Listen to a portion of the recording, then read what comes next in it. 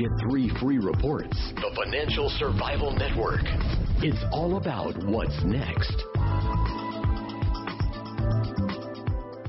Welcome. You are listening to the Financial Survival Network. I'm Kerry Lutz, and today is April 12th, 2017. It's Wednesday, hump day, and you probably look around, you're noticing changes happen, particularly this retail apocalypse. I mean, Sears Roebuck, once the most prolific, successful retailer on the planet. I mean, people used to sit around their mailbox waiting for the Sears catalog to come. It's on the edge of insolvency, and on and on and on. Every day, new retailers going out of business. And it's not enough to just say that the internet is doing this. No, there's a generational shift that is taking place that many of you probably haven't noticed. And the millennials, who are going to make up the bulk of the population in this country one day in the not-too-distant future, God help us all, they are largely responsible for this. And our good friend Charles Hugh Smith has hit the nail on the head as usual.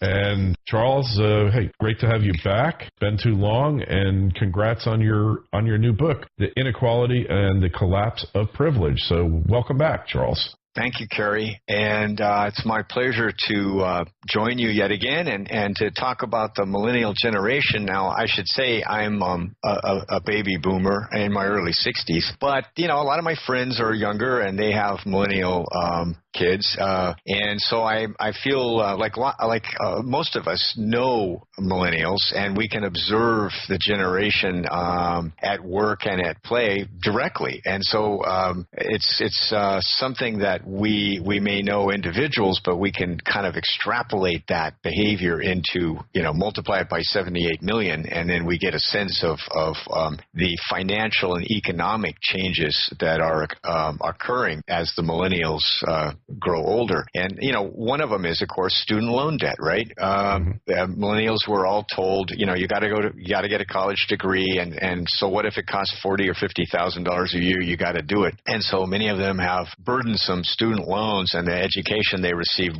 really wasn't that useful.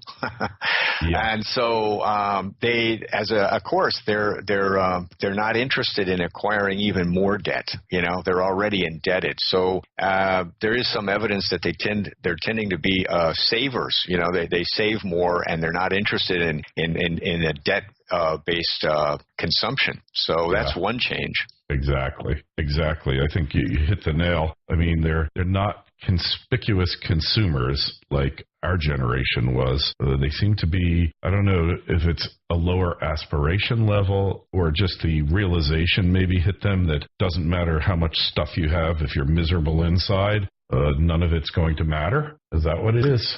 Yeah, that's part of it, I think, and that they're more attuned. There was just an article in the Atlantic magazine online that was talking about the retail apocalypse, and of course they mentioned the online sales, and like half of U.S. households are Amazon Prime members, so you get free delivery. But the millennials are also, the Atlantic was claiming, with some evidence, I think, that the millennials are more interested in an experience. You know, in other words, they'd rather meet friends downtown at a brew pub than go out and buy a bunch more clothing. And so they showed a chart where retail sales are, you know, slowing, but restaurant consumption, you know, retail, going out to eat is still strong. So, and I think we can see this in the this movement, which a lot of us see in a variety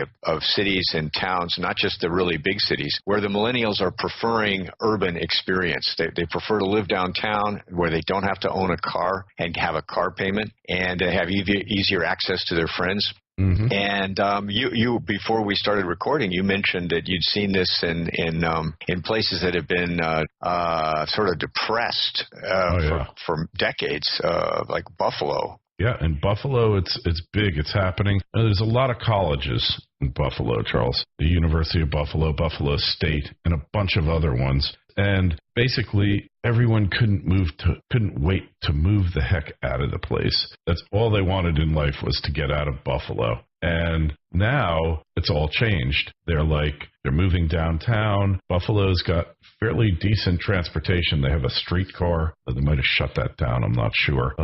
Buses, and really the place has totally turned around. There's a real estate boom going on there. It's remarkable what's happened there, and I've seen it firsthand. And I think I didn't realize it at the time, but it really was largely as a result of what you were saying here, of a change. It's a mega trend, I guess you would call it. It's a long-term trend. And, the millennials don't wear suits to work, for the most part. If they are working, right, they're not wearing suits. They're wearing khakis and polo shirts. That's the dress code. So that's affected real estate and retail quite a bit, because those men's clothing stores like you and I grew up going to in our early careers are kind of falling by the wayside. So the trend is really there. There's no denying it.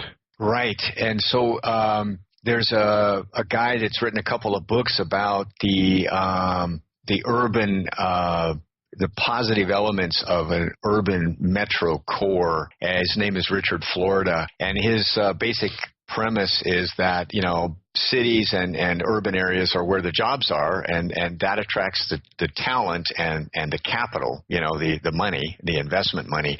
And so this is, of course, a magnet for young people who are starting their careers. I think Richard Florida was mostly talking about major urban cores, kind of like New York City, Miami, LA, Phoenix, these kinds of places. But I'm seeing this, what you're describing in Buffalo, I'm seeing it in smaller towns like Columbus, Ohio, which of course is also a college town, Bend, Oregon. There's these places are becoming really fun, even for non-millennials, to visit and they hang out. And so I think we're seeing this re-urbanization of even small towns. If, as you pointed out about Buffalo, if they have decent transportation, or maybe they're on a river, or they're sited well, and they have some potential job basis, but even if the job market's poor, the movement we're describing is creating jobs, because somebody opens a brew pub, then they hire a couple of friends, and then somebody else opens a cafe next door if they succeed, and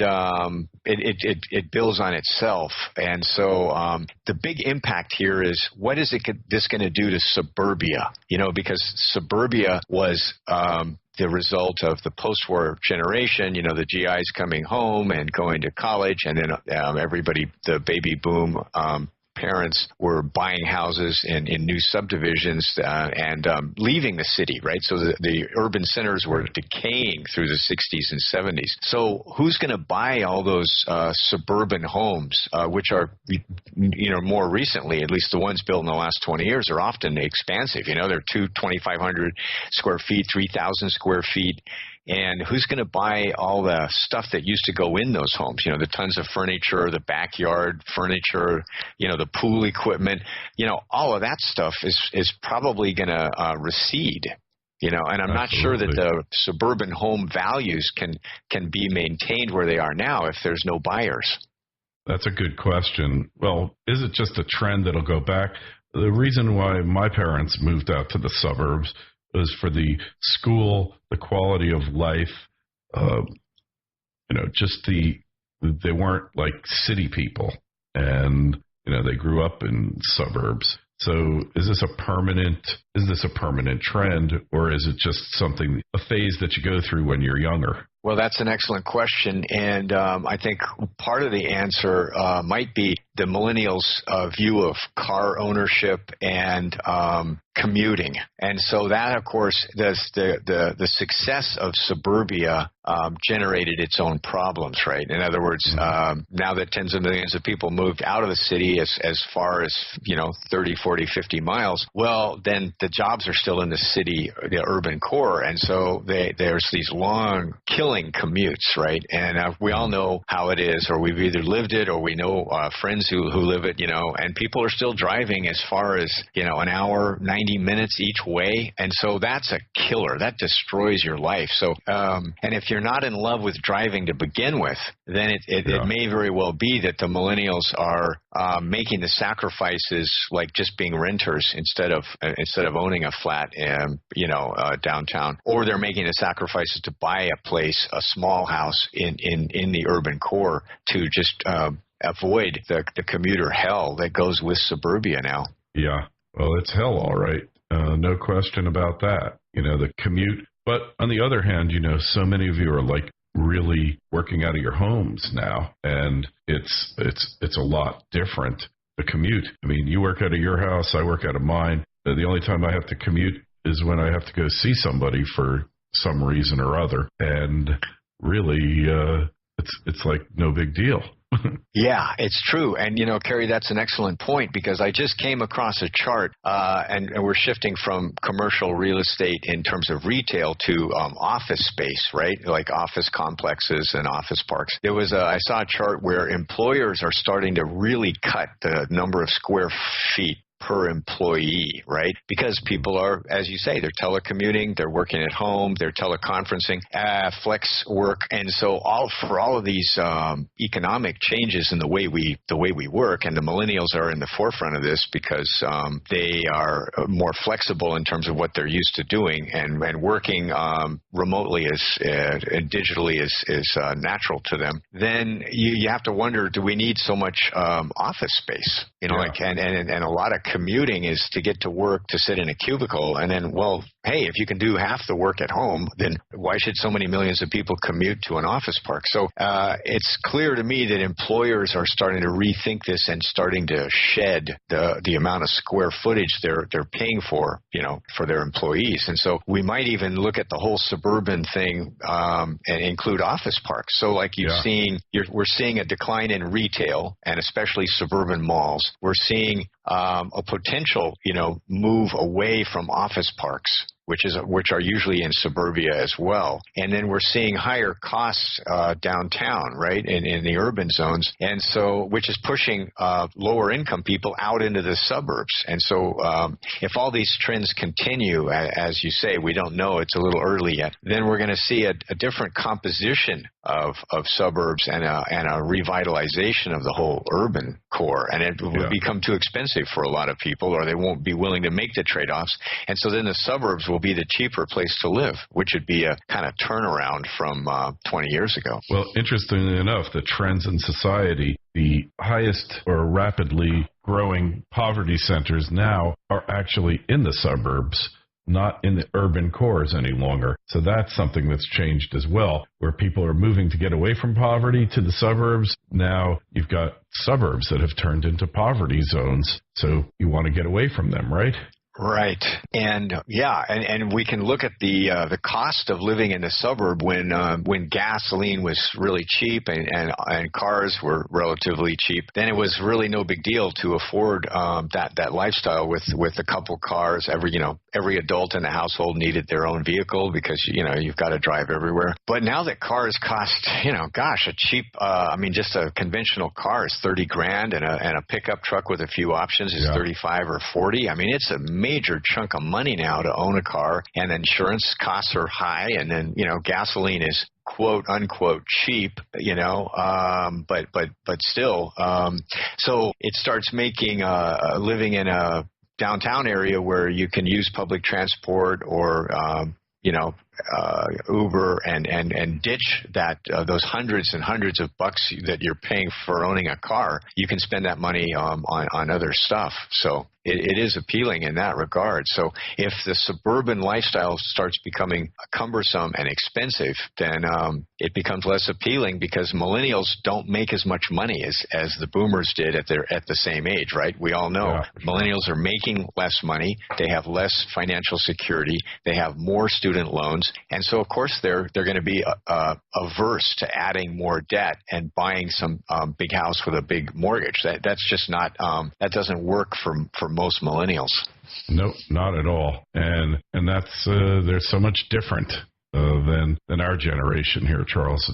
It's remarkable. They don't see the future as being bright and having all of these potential great things. They're just really kind of just trying to make it, right? Yeah, that's right. And so you know, what do? You ditch the buying the big sofa on time. You ditch the car and the car payment. You downsize, and it over time, I think we're going to look at something that other people call degrowth. This is what they call it in Europe, right? Yeah. Because Europe and Japan have the same situation, that the millennials are often, working in precarious employment for lower pay. And so this degrowth means less growth, less debt-based consumption and less building of large suburban homes, and all those engines of growth that basically drove American GDP higher for like 40 years, those are reversing. And so we're going to have to find either other sources of growth, or we're not going to have growth. We're just going to have stagnation. Right. And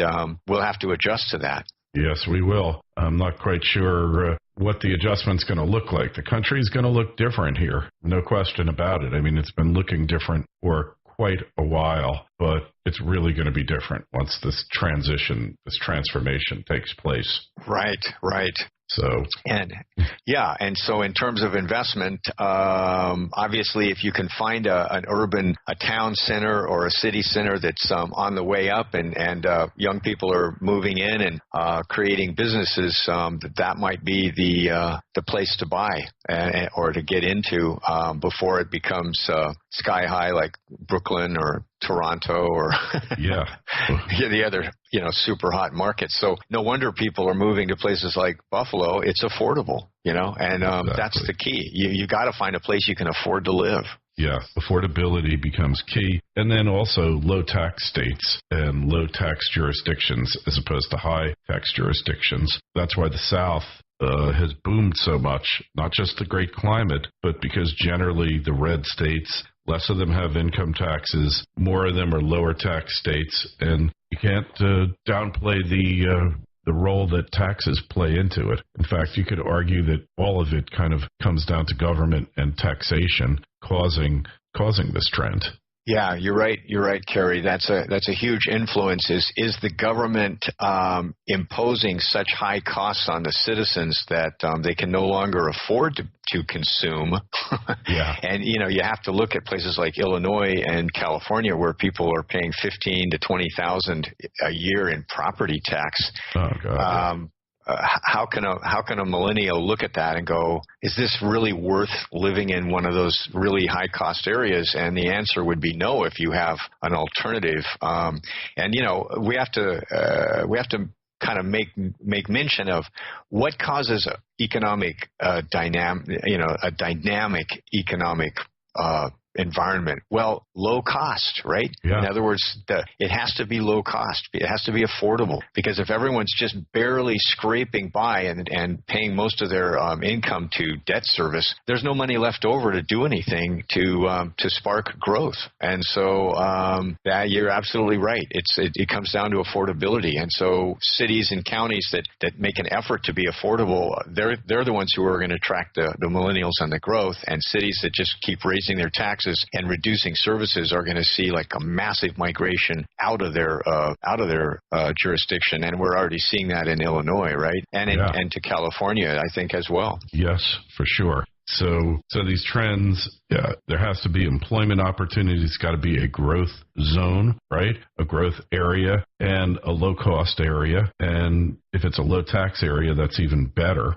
Then you're going to see, in all likelihood, these millennials will acquire wealth, and then what are they going to do with it, Charles? Once they paid the student loans down, or maybe the loans will get discharged for fraud or whatever. I mean, you've been seeing those things come up, predatory lending and making loans to these kids who you should have never loaned 10 cents to them, let alone $100,000, and yet they're shoveling it out the door with two hands. So once they get past that debt stage there, they start saving up wealth. Are they going to buy houses? What are they going to do once they've gotten out from behind the eight ball? Well, Kerry, it's an excellent question. And the millennials, the older millennials I know, in other words, the millennials in their late 20s, early 30s that are starting to, get married and have kids, they're definitely buying houses, but they're scrimping and saving to buy a house in an urban zone, like downsizing, buying a two-bedroom bungalow that's in the city core rather than buying a larger suburban home. And so that seems to be the trend I'm seeing. That's just anecdotal. I don't have any statistics about that, but